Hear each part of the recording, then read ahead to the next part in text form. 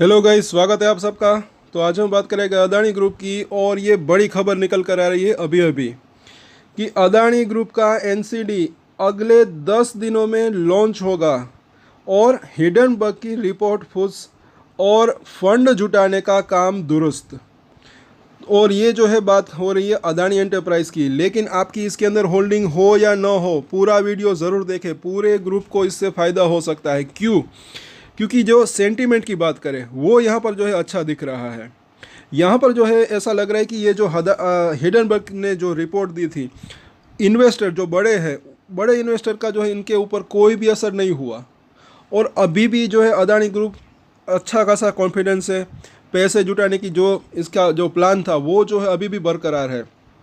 और मुझे ऐसा लग रहा था कि मुझे ऐसा लग रहा है कि जैसे कि हमने पिछली बार भी बात की थी कि पिछले साल क्या हुआ था जब जनवरी में इनका एफपीओ आया था, और तभी जो है ये रिपोर्ट आई थी हिडनबर्ग की। कि मतलब कि मुझे ऐसा लग रहा है कि जैसे कि ये कैसे इसको पैसा जुटाने न देने की एक साजिश हो, ऐसा लग रहा है। और ये फिर से ये इसका क्यूआईपी आया अदानी एनर्जी सॉल्यूशन का। अब इसका भी जो है ये क्यूआईपी भी आ सकता है, साथ साथ ये एनसीडी भी आ रहा है, साथ साथ क्यूआईपी भी अभी आ सकता है सितंबर में शुरुआत में। तो तभी जो है ये रिपोर्ट आई, लेकिन इस बार जो है इसका असर नहीं हुआ। तो ये चीज़ जो है काफ़ी पॉजिटिव दिख रही है। पूरे ग्रुप का भी, दूसरे शेयरों का भी उसके ऊपर भी अच्छा इम्पैक्ट पड़ सकता है। रिपोर्ट क्या है वो हम देख लेते हैं।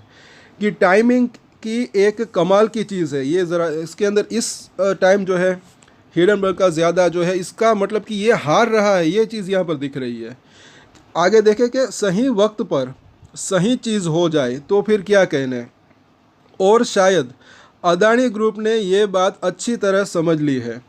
हिडनबर्ग रिपोर्ट फुस होने के बाद अदानी ग्रुप जो है ये अदानी ग्रुप ने ये तो समझ लिया है कि अभी हवा सही दिशा में चल रही है और निवेशकों का उस पर भरोसा बरकरार है। इस बार हिडनबर्ग रिपोर्ट आने के बाद भी निवेशकों का भरोसा अदानी ग्रुप के शेयरों से इस कदर नहीं टूटा था जैसा कि जनवरी 2023 में हुआ था। और दोस्तों एक चीज़ है कि आप हमारे प्रीवियस वीडियो में, आज के, कल के, परसों के, नीचे आप कमेंट ज़रूर पढ़ें। आपने भी कमेंट्स किए होंगे कि क्या कमेंट कर रहे हैं लोग जो छोटे निवेशक भी हैं। इस बार जो है निवेशकों का भरोसा नहीं टूटा, ये चीज़ यहाँ पर अच्छी दिख रही है। और ये दिख भी रहा है स्टॉक के अंदर। थोड़ी बहुत गिरावट आई, लेकिन उसके बाद अच्छी खासी रिकवरी भी आई, जैसे कुछ हुआ ही नहीं, ऐसा यहाँ पर हुआ। आगे देखते हैं कि सही वक्त का फ़ायदा उठाते हुए अदानी एंटरप्राइज ने इस महीने अपना पहला नॉन कन्वर्टेबल डिबेंचर यानी कि एनसीडी लॉन्च कर सकती है। अभी तक जो जानकारी मिल रही है उसके मुताबिक अगले हफ्ते की शुरुआत में कंपनी का एनसीडी आ सकता है। कंपनी का इरादा इसके जरिए 600 करोड़ रुपए जुटाने का है। और इसके साथ ही अदानी एंटरप्राइज करीब करीब जो है 1.5 से 2 अरब डॉलर की इक्विटी कैपिटल जुटाने की भी तैयारी है। ये बड़ी रकम है।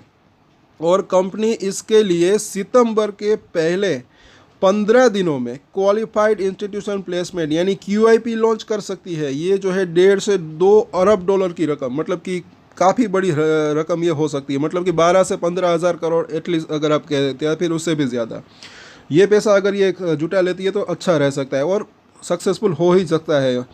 जैसे कि अदानी एनर्जी सॉल्यूशन का हुआ था, 6 गुना उसका क्यूआईपी को रिस्पांस मिला था। अच्छी खासी डिमांड आप ज़रा देखें। अब यहाँ पर देखें आगे कि वैसे अभी तक इस मामले में अदानी ग्रुप की तरफ से कोई बयान नहीं आया है, लेकिन इस मामले की जानकारी रखने वाले एक सूत्र ने बताया कि एनसीडी ऑफर अगले हफ्ते सोमवार के बाद लॉन्च हो सकता है, लेकिन अभी तक इसकी कोई फिक्स तारीख तय नहीं है।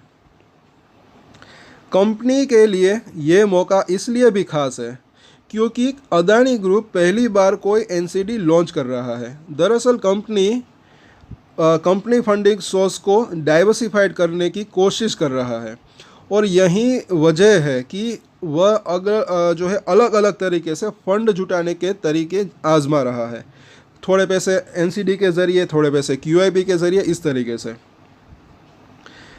अदानी एंटरप्राइज ने कब क्या किया था एनसीडी के लिए अप्लाई, तो ये ज़रा देखें कि अदानी एंटरप्राइज ने एनसीडी ऑफ़र के लिए 25 जुलाई को अप्लाई किया था।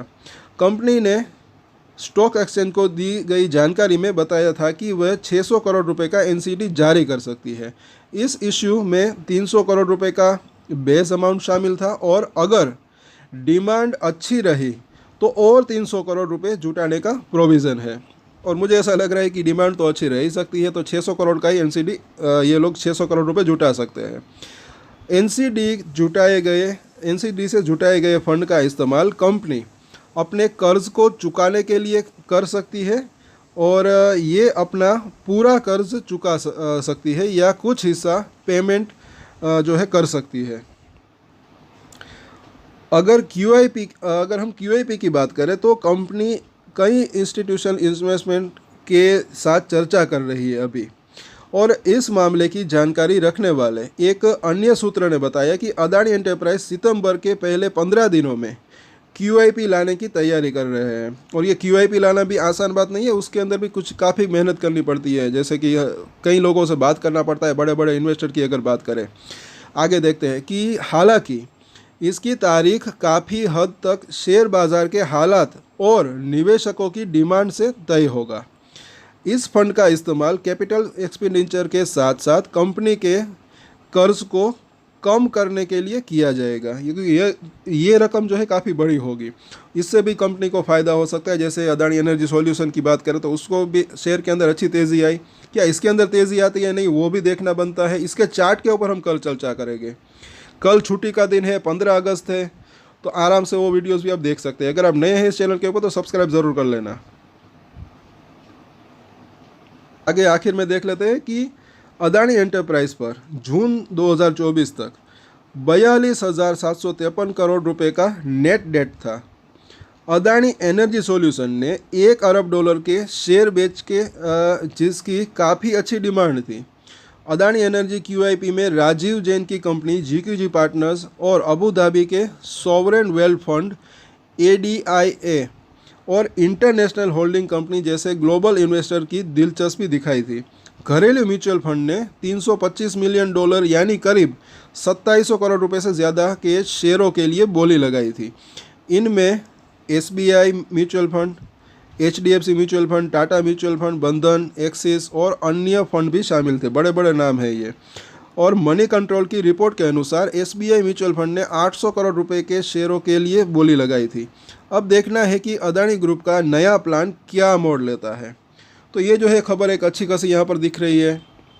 हिडनबर्ग की जो रिपोर्ट आई उसका असर जो है काफ़ी कम हुआ, तो ये चीज़ यहाँ पर अच्छी दिख रही है। और अभी भी ये अदानी ग्रुप का कॉन्फिडेंस बना हुआ है, ये भी यहाँ पर अच्छा दिख रहा है कहीं ना कहीं।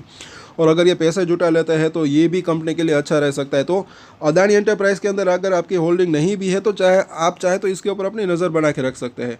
इसका अगर आप बिजनेस पोर्टफोलियो देखेंगे तो काफ़ी जो है वो भी बेहतर लग रहा है। डाइवर्सिफाइड बिजनेस है, एयरपोर्ट बिजनेस हो, इंफ्रास्ट्रक्चर बिजनेस हो, और भी कहीं कहीं जो है नए बिजनेस इसके अगर देखें तो इसके ऊपर भी आप चाहे तो अपनी नज़र बना के रख सकते हैं। शॉर्ट टर्म के लिए नहीं बल्कि लॉन्ग टर्म की अगर बात करें तो।